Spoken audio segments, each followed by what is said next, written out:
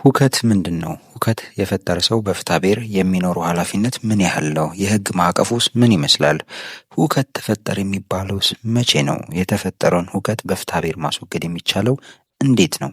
የሚለውን ዛሬ አሁን በዝርዝር የምናይ ይሆናል። ሰላም ክቡራትና ክቡራን ተከታታዮቼ እንደምን አላችሁ? እኔ በጣም ደህና ነኝ። ዛሬም እንደተለመደው በወሳኝ መሰረታዊ የህግ ፕሮግራም ተገናኝተናል። በዛሬው ፕሮግራሜ በንብረት ላይ በይዞታ ላይ የሚፈጠር ሁከት ምንድን ነው? የተፈጠረን ሁከት እንዴት ነው ማስወገድ የሚቻለው? ሁከት በፍትሐብሔር የሚኖረው የህግ ውጤት ምን ይመስላል የሚለውን አሁን ልነግራችሁ ተዘጋጅቻለሁ። ለዚህ ቻናል አዲስ የሆናችሁ ቻናሉን ላይክ፣ ሼር፣ ሰብስክራይብ በማድረግ አብራችሁኝ እንድትቆዩ በታላቅ አክብሮትና ትህትና ጠይቃለሁ። ቀጥታ ወደ ዛሬው ፕሮግራም እገባለሁ። ሁከት ማለት ምንድን ነው ከሚለው እንጀምር። ሁከት ማለት በሚንቀሳቀሱ ወይም በማይንቀሳቀሱ ንብረቶች ላይ ወይም ይዞታዎች ላይ የሚደረግ ጣልቃ ገብነት ነው።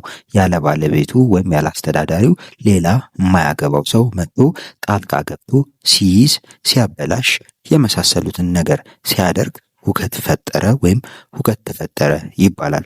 የጣልቃ ገብነቱ አይነትም የንብረቱን ሁኔታ ወይም ይዘት በመለወጥ ንብረቱን በኃይል በመያዝና በመድፈር ያለ ሕግ ወይም ያለ ሕግ ፍቃድ በመውረር በመቆጣጠር ከሕጋዊ ባለመብት ወይም ባለ ይዞታ ላይ በመንጠቅና በመሰወር ሁከት ፈጠረ ወይም ሁከት ፈጸመ ሊባል ይችላል ማለት ነው።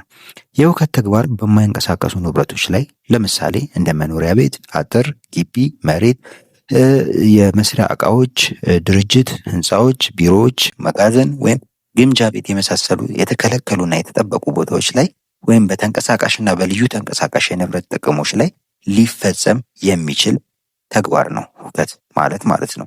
በተጠበቁና በተከለከሉ ቦታዎች ላይ ዛቻ፣ ማስፈራራትን፣ መሳሪያን ወይም ሌላ ማንኛውንም ኃይል በመጠቀም የሚደረግ የሁከት ተግባር በፍትሐብሔር ብቻ ሳይሆን የወንጀልን ኃላፊነት ሊያመጣ ይችላል። ምክንያቱም ይህ አይነት ሁከት በንብረት ላይ ብቻ ሳይሆን በሌሎች ሰዎች ግላዊ ነፃነትም ላይ ጭምር ሊፈጸም የሚችል በመሆኑ ነው። በመሆኑም በተፈጠረው ሁከት ላይ የሚወሰዱ የፍትሐብሔር የሚሆን የወንጀል እርምጃዎች እንደተፈጠረው ሁከት አይነት የሚወሰኑ ናቸው።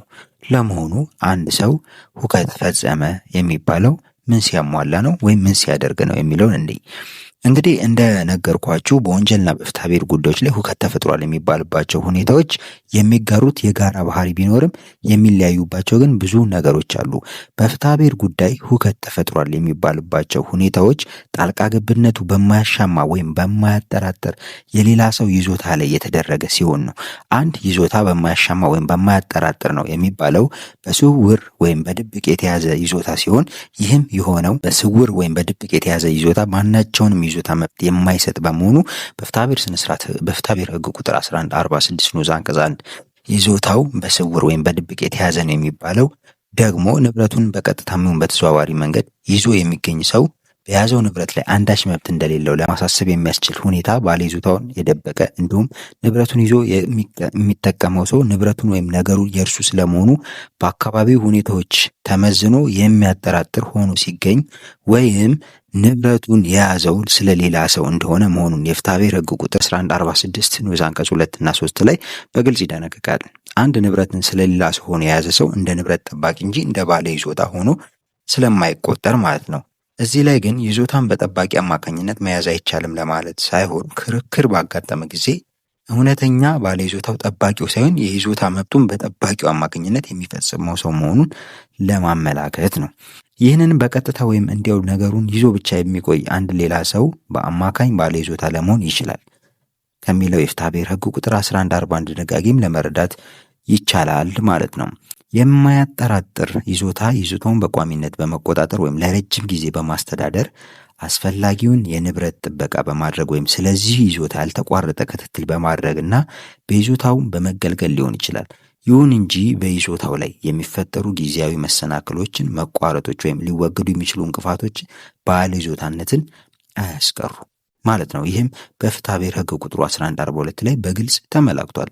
በሌላ በኩል በአንድ ይዞታ ላይ ሁከት ደረሰ የተባለው ሰው በንብረቱ ላይ የባለቤትነት መብት ቢኖረው እንኳን ባለቤቱ በተመሳሳይ ጊዜና ሁኔታ የንብረቱን ትክክለኛ ባለይዞታ እስካልሆነ ድረስ ሁከቱን የሚያስቀረው አይሆንም። የንብረት ባለቤት የሆነ ሰው በተመሳሳይ ሁኔታ የባለይዞታን መብት ወይም ፖሰሰሪ ራይት ከሌለው ንብረቱን እጅ አድርጎ በያዘው ሰው ላይ የመፋለም ክስፒቱቶሪ አክሽን ከማቅረብ ውጪ ሁከት ፈጥሮብኛል፣ ሁከቱ ይወገድልኝ ብሎ ጥያቄ ሊያቀርብ አይችልም በማለት ውሳኔ አሳልፏል ማለት ነው።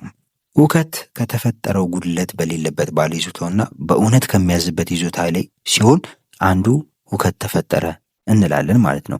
ይዞታው ጉድለት የሌለበት ነን ዲፌክቲቭ ነው የሚባለው በኃይል ወይም በሌላ ህገወጥ ተግባር ያልተገኘና በማያጠራጥር ወይም በማያሻማ እንዲሁም ለረጅም ጊዜ ያልተቋረጠ ወይም ያልቀረ ሲሆን ነው። ይህ ማለት ይዞታው በምክንያታዊ ሰው እይታ ወይም አስተሳሰብ ለተራዘመና ያልተለመደ ጊዜ ከቆየ በባለይዞታውና በንብረቱ መካከል የነበረው ግንኙነት እንደተቋረጠ ስለሚቆጠር ይዞታ አለ ለማለት ስለሚያዳግት ነው። በሌላ በኩል አንድ ይዞታ ህጋዊ ነው የሚባለው በሰላማዊ ሁኔታ የተያዘ ሲሆን ነው። በሌላ አገላለጽ ሁከቱ በኃይል ወይም በሌላ መንገድ ለማስወገድ ይዞታው ራሱ በሌላ ሁከትና ኃይል የተያዘ መሆን የለበትም። የይዞታውን እውነተኛነት በተመለከተም ባለይዞታው ይዞታውን በእጁ ማድረጉ እንደተጠበቀ ሆኖ አያያዙን በተረጋገጠና ባልተጭበረበረ መንገድ ወይም በማናቸውም ሁኔታ ህገወጥ ባልሆነ መንገድ ያልተያዘ ይዞታ መሆን ይጠበቅበታል ማለት ነው። ሁከት ማስወገድ የሚቻልባቸው የመፍትሄ እርምጃዎች ምንድናቸው የሚለውን እንዲህ ሁከት ማስወገጃ በንብረት ላይ ሁከት ተፈጠረ ሲባል ሁከት ማስወገጃ ዘዴዎችና ህጋዊ መፍትሄዎች እርምጃዎች አሁንም እንደ ጉዳዩ ባህሪ ቢለያይም የፍትሐ ብሔሩም እንዲሁም በወንጀል ሁከትን ለማስወገድ የሚያስችል የመፍትሄ እርምጃዎች ተቀምጠዋል። ከምክንያታዊ ጥርጣሬ በላይ የተረጋገጠ ሁከት የማድረግ የወንጀል ተግባር የፍትሐ ብሔር ተግባር ኃላፊነትም ጭምር ሊያመጣ የሚችል ጉዳይ ነው። በፍትሐ ብሔር ጉዳይ ሁከት ማስወገድ እንዴት ይቻላል የሚለውን ለዛሬ በዚህ ፕሮግራም በአንድ ንብረትና ባለቤቱ ወይም ባለይዞታው መካከል ያለው ግንኙነት ህግ እውቅና ሰጥቶት ከማንኛውም ሰው የሚመጣን ህገወጥ ጣልቃ ገብነትን ቅድሚያ በመከላከል ጥበቃ ያደርጋል። በመሆኑም ከንብረቱ ጋር በህግ ተቀባይነት ያለው ግንኙነት ያለው ሰው ባገኘው የንብረት መብት ላይ ሌላ ሰው ጣልቃ በሚገባበት ጊዜ የንብረት መብት ማስከበር የሆኑ መንገዶችን በመጠቀም የንብረት መብቱ እንዲከበርለት ማድረግ ይችላል። አንድ ባለይዞታ መብቱን በሁለት መንገድ ማስከበር ይችላል። አንደኛው ፍትሐ ብሔር ህግ ቁጥር 1148 ላይ እንደተገለጸው ኃይልን በመጠቀም ይሆናል ማለት ነው። የሁከት ይወገድልኝ አቤቱታ በፍርድ ቤትም እንዲሁ በፍትሐ ብሔር ህግ ቁጥር 1149 በተመለከተው ሁከትን ማስወገድ ይችላል ማለት ነው። አንደኛ ኃይልን በመጠቀም ነው በፍትሐ ብሔር ህግ 1148 ላይ ባለው።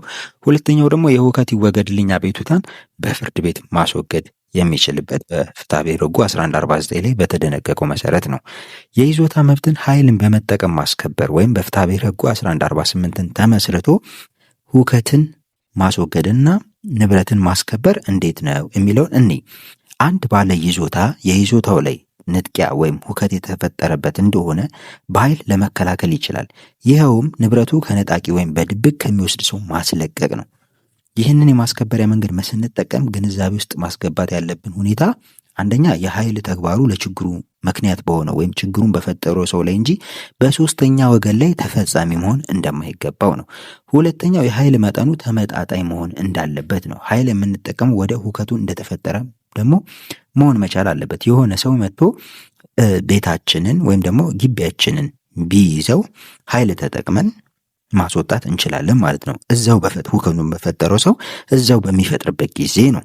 ነገር ግን ጊዜ ጠብቀ ወይ ደግሞ እሱም ሁከት ባልፈጠረው ሰው ነገር ግን ሁከት ፈጣሪው ዘመድ ነው ወይ ደግሞ የሆነ ግንኙነት አለው ብለን በምናስበው ሰው ላይ ኃይል መጠቀም በወንጀል ተጠያቂ ያደርጋል። በመሆኑም አንድ ሰው የኃይል ተግባሩ ለችግሩ ምክንያት በሆነው ችግሩን በፈጠረው ሰው ላይ እንጂ በሌላ በሶስተኛ ወገን ላይ መፈጸም የለበትም።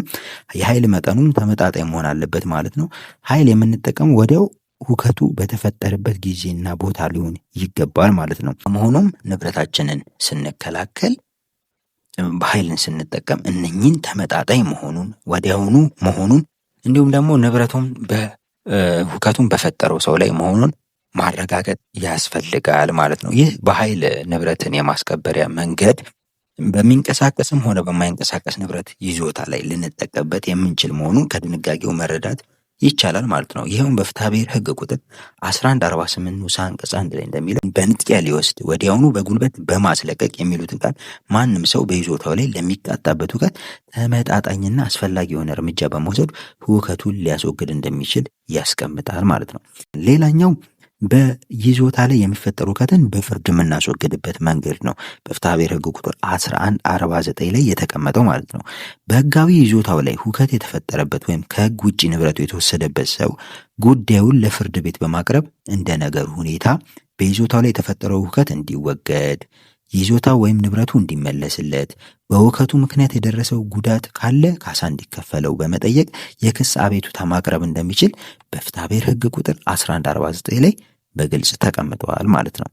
እነዚህ የመፍትሄ እርምጃዎች በአንድ ጊዜ ወይም እንደየሁኔታው በተናጠል መጠቀም የሚቻል ይሆናል። ይዞታው የንብረቱን ባለ ሀብት ካልሆነ በቀር እነዚህን የመፍትሄ እርምጃዎች ለመጠቀም የሚፈልግ ማንኛውም ሰው ጥያቄውን ሁከቱ ከተፈጠረበት ወይም የያዘው ዕቃ ከተነጠቀበት ጊዜ ጀምሮ በ2 ዓመት ጊዜ ውስጥ ክሱን ማቅረብ ይጠበቅበታል። አግባብ አንድ ሰው የፍትሐብሔር ሕግ ቁጥር 1149ን ጠቅሶ የሁከት ይወገድልኝ የክስ አቤቱታ በሚያቀርብበት ጊዜ እንደ ዋነኛ ማስረጃ ተደርጎ መቅረብ ያለበት የይዞታ መብቱን የሚናገርለት የይዞታ ማረጋገጫ ካርታ፣ ደብተር ወይም ማስረጃ ነው።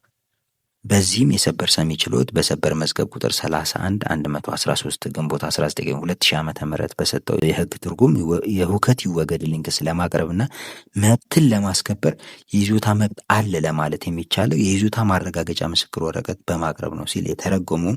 ይሁን እንጂ የሰነድ ማስረጃ ማቅረብ የተፈጠረበትን ሁከት ለማስረዳት ብቸኛና የመጨረሻ ማስረጃ ነው ማለት እንዳልሆነ ከግምት ሊወሰድ ይገባል ማለት ነው። ስለዚህ በምታስተዳድሩት ወይም በጠብቁልኝ ተብላችሁ በምትኖሩበት ይዞታ ላይ አንድ ሰው ሁከት ቢፈጥር በሁለት የፍትሐብሔር መንገዶች ሁከቱን ማስወገድ ትችላላችሁ። የመጀመሪያው ሁከቱ በፈጠረባችሁ ላይ የኃይል እርምጃ በመውሰድ ተመጣጣኝ የሆነ የኃይል እርምጃ ወዲያውኑ በመውሰድ ነው። ምን ማለት ነው? ይሄ በፍትሐብሔር ሕግ ቁጥር 1148 ላይ በተቀመጠው መሰረት ንብረቱን በኃይል ማስለቀቅ ወዲያውኑ እንደሚቻል በመደንገጉ ማለት ነው። ሌላኛው በፍርድ ቤት ክስ በማቅረብ የሁከት ይወገድልኝ ክስ በማቅረብ የሁከት ተግባሩ እንዲወገድ በዛ መፍትሄ ማግኘት ይቻላል ማለት ነው። ያስኩላችሁ የሕግ ፕሮግራም ይህንን ይመስላል። በቀጣይ ቪዲዮ የሁከት ተግባር በወንጀል እንዴት መፍትሄ እንደሚያገኝና ተጠያቂነቱ እስከምን ድረስ እንደሆነ የምነግራችሁ ይሆናል ማለት ነው። ለዚህ ቻናል አዲስ የሆናችሁ ቻናሉን ላይክ፣ ሼር፣ ሰብስክራይብ በማድረግ አብራችሁኝ ቆዩ። በቀጣይ ሌላ ፕሮግራም እስከምንገናኝ መልካም ጊዜ፣ ቸርን ሰንብት።